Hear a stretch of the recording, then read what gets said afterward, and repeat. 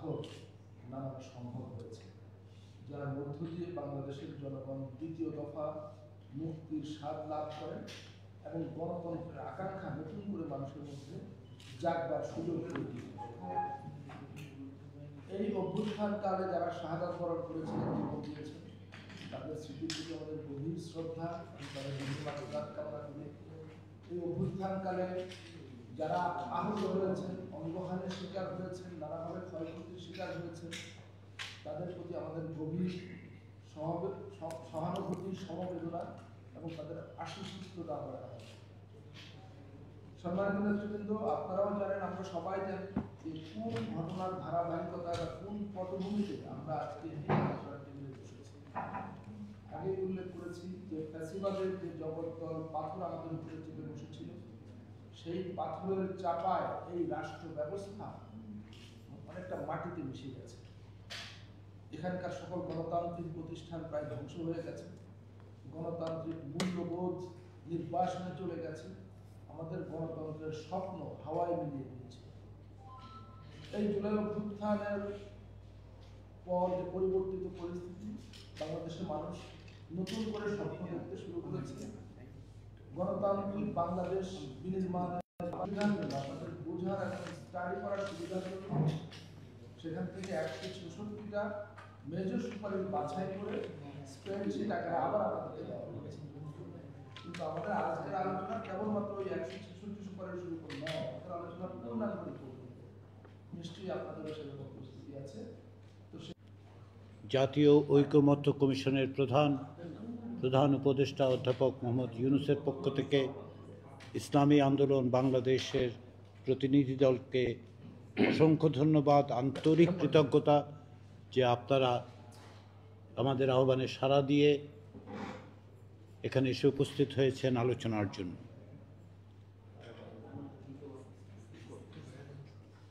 এই প্রক্রিয়ার সূচনা বাংলাদেশে রাষ্ট্র কাঠামো সংস্কারের যে প্রচেষ্টা, তারই অংশ।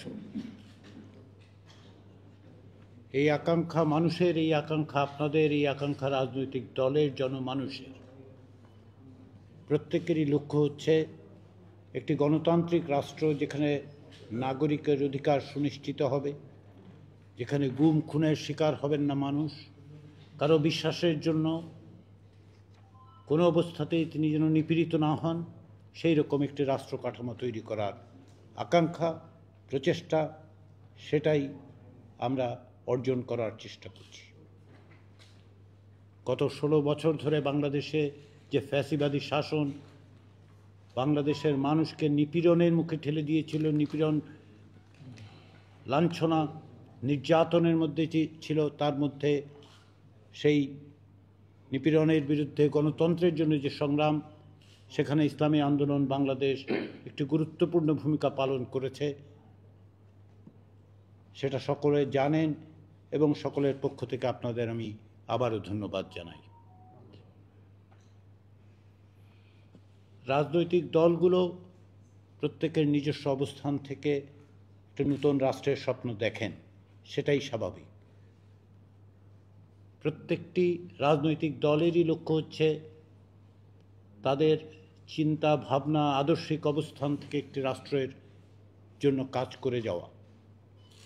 তারপরও এই মত পার্থক্যের ঊর্ধ্বে উঠে আমাদের সকলকে একটি রাষ্ট্র বিনির্মাণের কাঠামো তৈরি করার একটা সুযোগ আমরা পেয়েছি।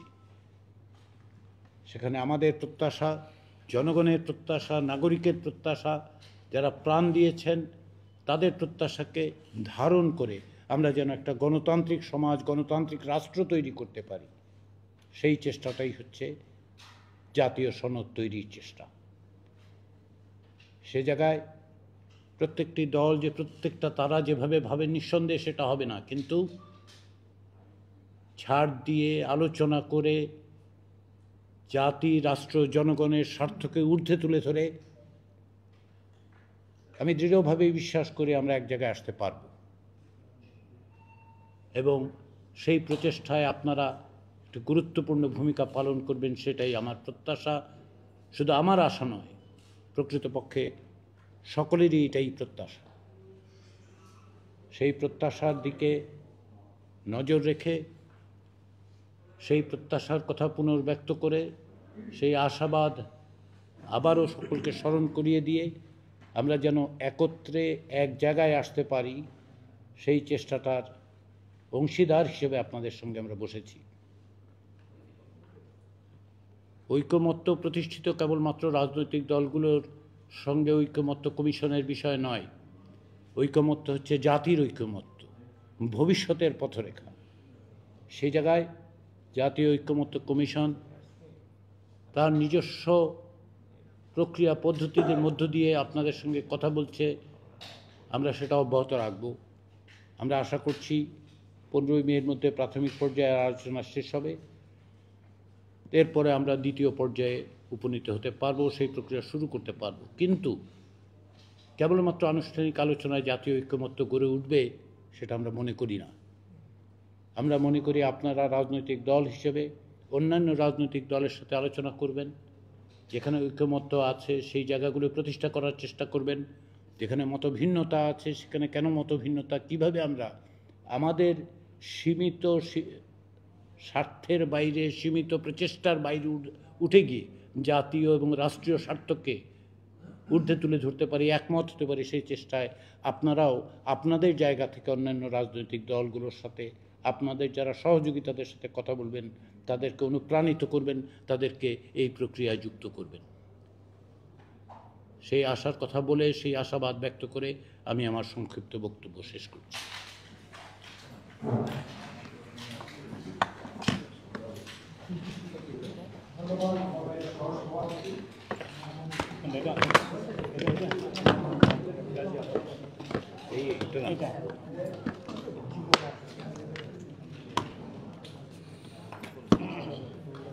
ঘুরাই দিই, হ্যাঁ,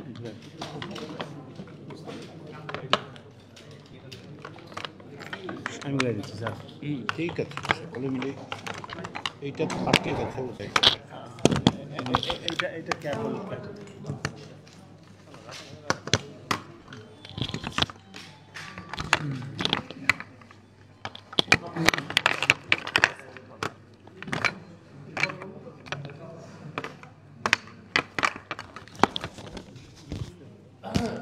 ধন্যবাদ প্রফেসর আলী রিয়াজ। আমি এখন আমন্ত্রণ জানাবো সংক্ষিপ্ত সূচনা বক্তব্য দেওয়ার জন্য ইসলামী আন্দোলন বাংলাদেশের প্রেসিডিয়াম সদস্য জনাব প্রফেসর আশরাফ আলী। না, আমি সেটা তাকে ফ্লোর দেওয়ার আগে অ্যাপ্রিশিয়েট করে দিতে চাই।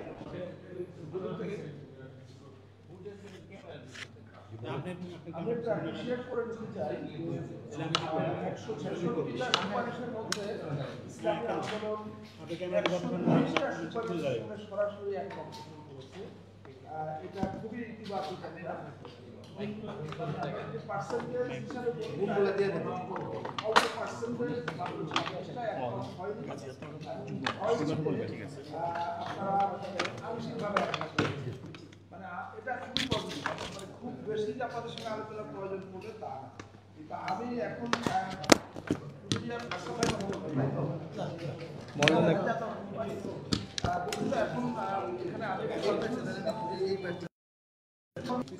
শুরুতেই আমি এই বাংলাদেশের জন্যে, বাংলাদেশের মানুষের মুক্তির জন্যে যারা বিগত দিনে বিভিন্নভাবে জীবন দিয়েছেন, ত্যাগ করেছেন, আত্মোৎসর্গ করেছেন, সবার প্রতি গভীর কৃতজ্ঞতা প্রকাশ করছি। বিশেষ করে সর্বশেষ এই 24 জুলাই আগস্টে যারা নতুন বাংলাদেশ বিনির্মাণের জন্যে, জন আকাঙ্ক্ষার বাংলাদেশ বিনির্মাণের জন্যে যারা জীবন উৎসর্গ করেছেন এবং বিভিন্নভাবে নির্যাতিত হয়েছেন, তাদের প্রতি গভীর শ্রদ্ধা জ্ঞাপন করছি। আজকে এই বর্তমান অন্তর্বর্তীকালীন সরকার প্রফেসর ডক্টর মোহাম্মদ ইউনূসের সরকার দায়িত্বভার নিয়েই এই জন আকাঙ্ক্ষা পূরণে, জনপ্রত্যাশা পূরণে জুলাই 2024 বিপ্লবের আকাঙ্ক্ষাকে, চেতনাকে ধারণ করে কিছু কমিশন গঠন করেছেন। এর মধ্যে 6টি কমিশনের প্রস্তাবনা আমাদের হাতে পৌঁছেছে এবং রাজনৈতিক অন্যান্য দলগুলোর হাতেও পৌঁছেছে। সেই প্রস্তাবনাকে সামনে রেখে আমরা লিখিতভাবে আমাদের যেখানে একমত আছি সেগুলো আমরা পেশ করেছি, দ্বিমতের জায়গাগুলো আমরা চিহ্নিত করেছি এবং আমরা প্রয়োজনীয় নতুন প্রস্তাবনাকে বিশেষভাবে ধন্যবাদ জানাই আমাদেরকে এই আলোচনায় সংলাপে আমন্ত্রণ জানানোর জন্যে। আমরা যেই বিষয়গুলোতে একমত হয়েছি এর বাইরে যে বিষয়গুলো দ্বিমত আছে এগুলো নিয়ে হয়তো আজকে আলোচনা হবে। আর বাস্তবতার আলোকে আমরা এই কমিশন রিপোর্ট প্রকাশ করার আগে মিডিয়ায় প্রকাশ করার পর কিছু পাবলিক পারসেপশন আছে, মানুষের মধ্যে কিছু চিন্তা আছে, আমরা যে প্রস্তাবগুলোতে একমত হয়েছে এগুলো নিয়েও মানুষের মধ্যে কিছু কথাবার্তা আছে। এর আলোকে আমরা হয়তো কিছু সংশোধনী দিব। আমার মনে হয় এই জন্য আমাদেরকে পরবর্তী আবার সুযোগ দিতে হবে। আমাদের কিছু বিষয় আছে যেগুলো হয়তো আমাদেরও আবার নতুনভাবে ভাবতে হচ্ছে, কারণ নতুনভাবে বিষয়গুলো মানুষের সামনে আসার পরে আমরা পাবলিক রিয়াকশনটা আমরা অবশ্যই রিয়ালাইজ আমাদের করতে হবে। এই জন্যে এই বিষয়টা আমরা সেই সময়টা আমরা চাবো আশা করি। আর আরেকটা বিষয় হলো যে আমাদের যেই রাজনৈতিক দল ইসলামী আন্দোলন বাংলাদেশ, যেখানে আলী রিয়াজ স্যার স্পষ্টভাবে বলেছেন জুলাই অভ্যুত্থানে আমাদের ভূমিকা ছিল অত্যন্ত গুরুত্বপূর্ণ এবং রাজনৈতিক দল হিসেবে আমরাই ছাত্রদের পাশাপাশি রাজপথে ছিলাম। তো এই জন্যে কারণ হলো আমরা বিগত 54 বছর যে রাষ্ট্র চলেছে আমরা সেই রাষ্ট্র দেখতে চাই না, নতুন রাষ্ট্র। এবং যে জন্যে আমাদের সন্তানরা রক্ত দিয়েছেন, ছাত্র যুব সমাজ রক্ত দিয়েছে, সেটার জন্যে যা করণীয় তাই অন্তর্বর্তীকালীন সরকারকে করতে হবে। কারণ আমরা অতীতে দেখেছি রাজনৈতিক সরকারগুলো আসলে আমাদেরকে হতাশ করেছে। অতীতে অনেকবার অনেক সরকার পরিবর্তন হয়েছে, কিন্তু কেউই আসলে জনগণের কল্যাণে সেভাবে রাষ্ট্রের প্রয়োজনীয় সংস্কারগুলো করে নাই। এজন্যে আমাদের মৌলিক যেই কথাটা থাকবে আজকে সেটা হলো প্রয়োজনীয় মৌলিক সংস্কার অবশ্যই সম্পন্ন করতে হবে। জাতীয় নির্বাচনের দিকে যেতে হলে প্রয়োজনীয় মৌলিক সংস্কার, অনেকে বলবেন ন্যূনতম কিছু সংস্কার শেষে নির্বাচনের যতটুকু প্রয়োজন হয় না, শুধু নির্বাচনের জন্য এত প্রাণ বিসর্জন হয় না, এত ত্যাগ হয় নাই। আর শুধু নির্বাচন হলেই মৌলিক পরিবর্তন হয়ে যাবে, মানুষের প্রত্যাশা পূরণ হবে, দেশ সঠিকভাবে পরিচালিত হবে, এটা মানুষ বিশ্বাস করে না, আমরাও বিশ্বাস করি না। কারণ অতীতে খারাপ নির্বাচন যেমন হয়েছে, কিছু কিছু ভালো নির্বাচন হয়েছে, কিন্তু ভালো নির্বাচনের পরও আমরা ভালো দেশ পাই নাই, আমরা সুশাসন পাই নাই, আমরা দুর্নীতিমুক্ত প্রশাসন পাই নাই। আমরা দেখেছি নির্বাচিত সরকারও স্বৈরাচারের ভূমিকা অবতীর্ণ হয়েছে, মানবাধিকার লঙ্ঘিত হয়েছে, অবিচার হয়েছে, বিচার ব্যবস্থাকে তারা দলীয়করণ করেছে, ব্যবহার করেছে। অতএব শুধুমাত্র একটি নির্বাচনের জন্য কিছু সংস্কার সম্পন্ন করে নির্বাচনের দিকে যাওয়ার পক্ষে আমরা নই। আমরা প্রয়োজনীয় মৌলিক সংস্কার চাই, যে জন্যে আমাদের এই 24-এর অভ্যুত্থান হয়েছে, জুলাই বিপ্লব হয়েছে। এটা সঠিক চেতনা ধারণ করি আশা করি বর্তমান অন্তর্বর্তীকালীন সরকার এবং বর্তমান সংস্কার কমিশন এবং ঐকমত্য কমিশন তারা সঠিক জায়গাটা চিহ্নিত করে সেটার একটা পথরেখা তৈরি করে দিয়ে এটা সম্পন্ন করে যাবেন।